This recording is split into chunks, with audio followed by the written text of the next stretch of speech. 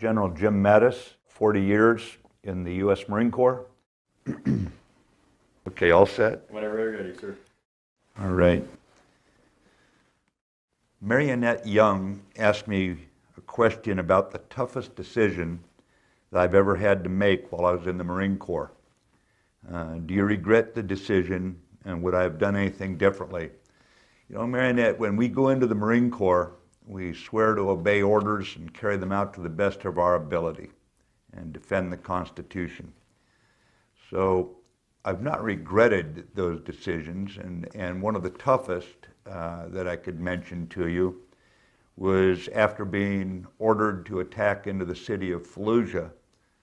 I was ordered to halt the attack deep inside the city, and during that first and ultimately aborted attack, ordered to withdraw our Marines and sailors out of the city they had fought for, and they had lost some of their buddies in that fight.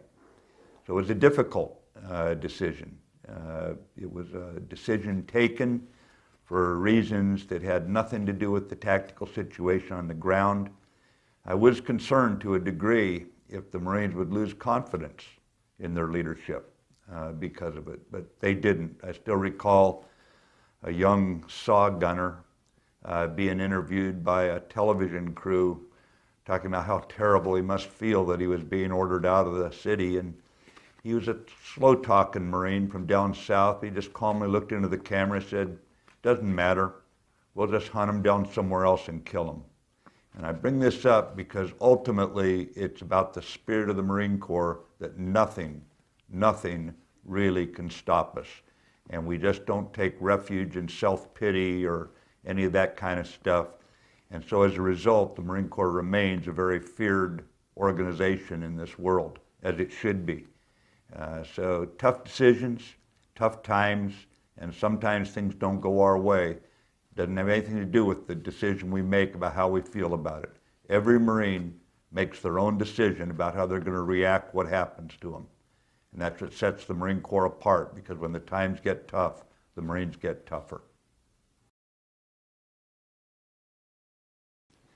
Phil Claiborne wants to know, how did I continue to stay motivated throughout my Marine Corps career? That's real easy.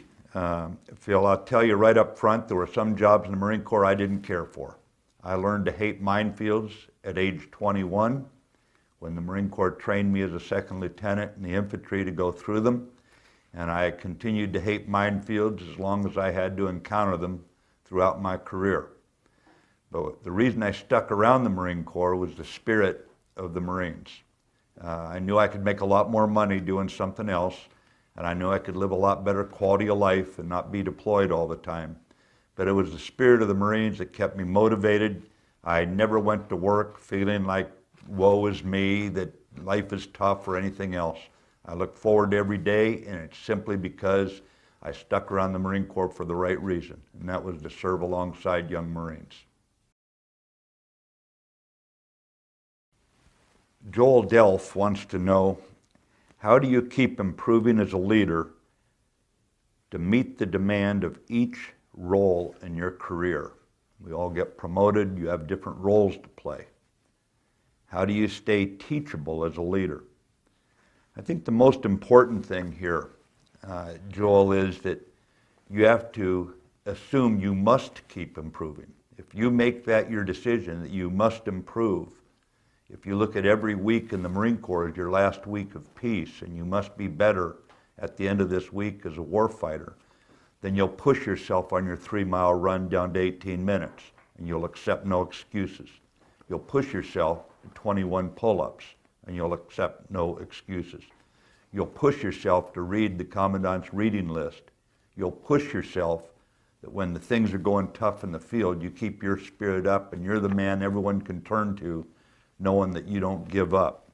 And you just keep improving every day with the assumption that if you're going to lead more Marines in the future as you get promoted, they expect you to be the physically toughest, the mentally sharpest, and the spiritually just the most undiminished person, that nothing, not cold, not rain, not enemy situation, not frustrating rules can get you down.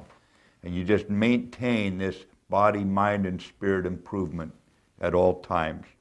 You stay teachable most by reading books, by reading what other people went through. I can't tell you the number of times I looked down at what was going on the ground, or I was engaged in a fight somewhere, and I knew within a couple of minutes how I was going to screw up the enemy. And I knew it because I'd done so much reading. I knew what I was going to do because I'd seen other similar situations in the reading.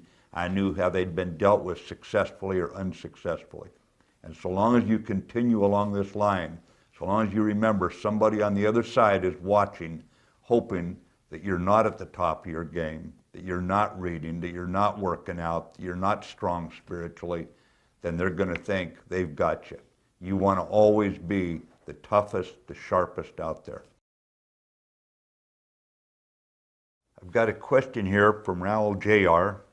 from Camp Rhino in 2001. It was in southern Afghanistan right after 9/11. Raul, when you and I were out there, and you asked about a cold night in Afghanistan when I was walking the perimeter by myself, greeting a bunch of young Marines, and what was I thinking about? Well, I think I remember the night in question. If you'll recall, the mortars were firing in one direction, and we had a lot of shooting going on at one side of the perimeter. And the reason they keep some of us gray-haired guys around is because it's not our first war, it's not our second war. And what I was doing was walking to the opposite side of the perimeter, just suspicious if the enemy was perhaps fainting on one side and they were actually going to attack over on your side of the perimeter. So I was over there knowing full well that the Marines at the position that we were being attacked would handle the enemy. I wanted to make certain we were ready for any surprises. So I was over there just checking on the Marines, seeing how they're doing. And all of them wanted to get over to the other side of the perimeter and get in the fight. And I said, oh, you boys just stay right here. There'll be plenty of fighting before this is done. So that's what I was thinking about that night, Joel. And thanks for being out there. It was a cold night. Jonathan Herrera wants to know, what is the one leadership lesson you learned as a general grade officer that you would wish you have known your whole career? You know, you learn all the way through, Jonathan. At each rank, you're learning more.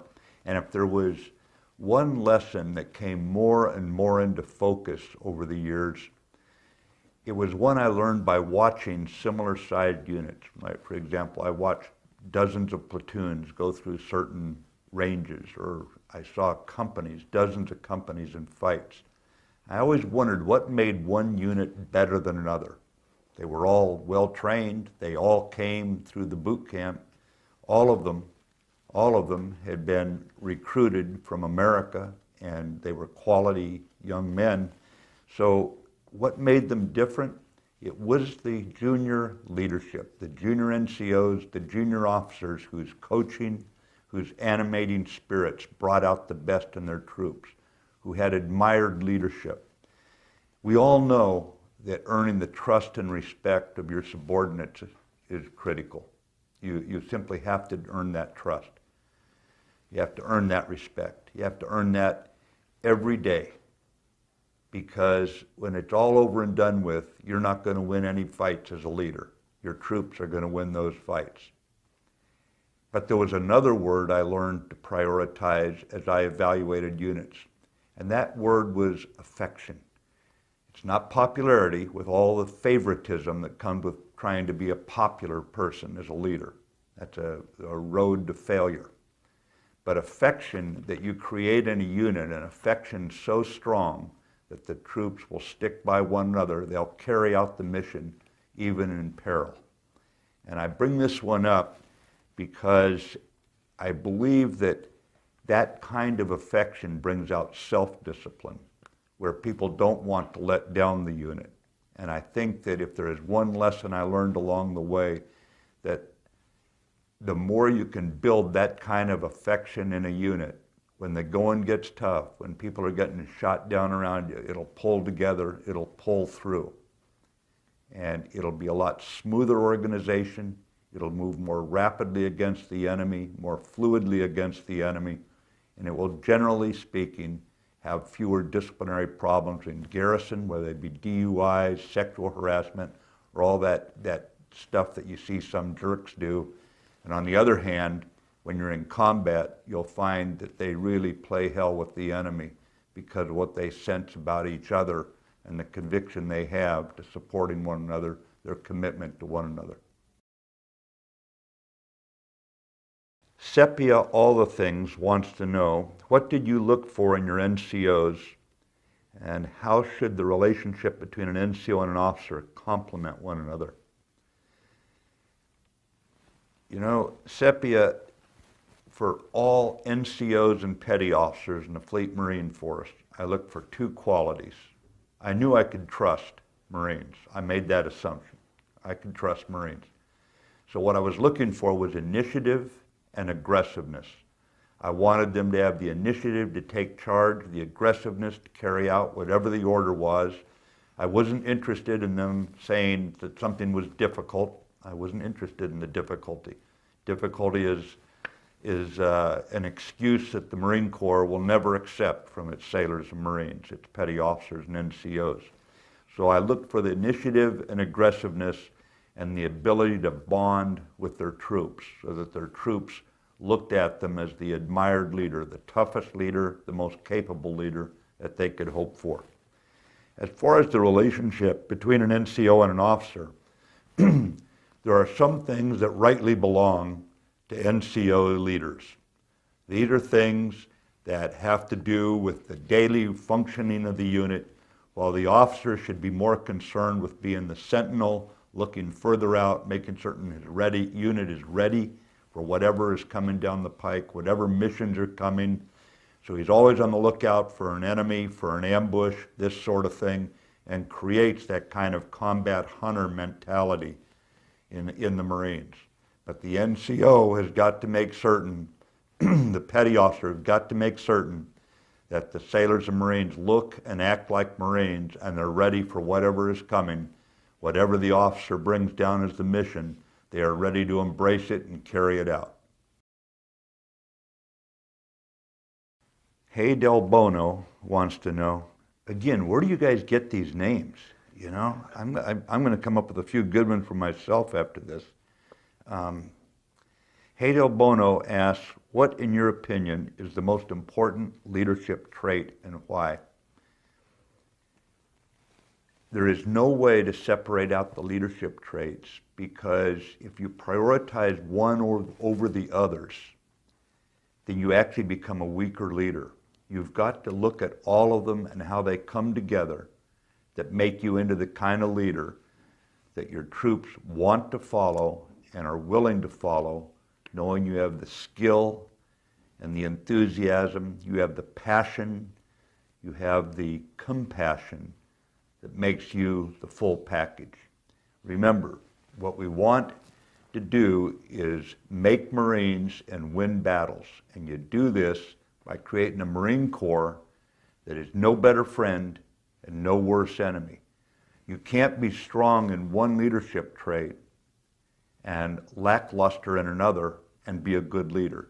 So the answer to the question about which is the most important leadership trait, I think it's how you put it together in your own authentic way so you stay yourself, but at the same time you recognize your responsibility to put all the leadership traits together in one complete package. Roy McVeigh asks, what is the kill-casualty radius of my knife hand? Well, Roy, I would tell you that once you get to be a high-ranking officer, the kill-casualty radius is whatever your Marines make it. And by the time I got up to senior ranks, it was hundreds of miles. But I would just tell you that I remain humbled that I was able to stay in the Marine Corps so long when young Marines like you would make that kill-casualty radius very deep in enemy territory and carry out the Marines' mission in a way that by the time you're a high-ranking officer, basically your reputation is carried, made by you young Marines who went into the fights with the enemy. So the kill-casualty radius as far as you can throw it there, young man. Thank you.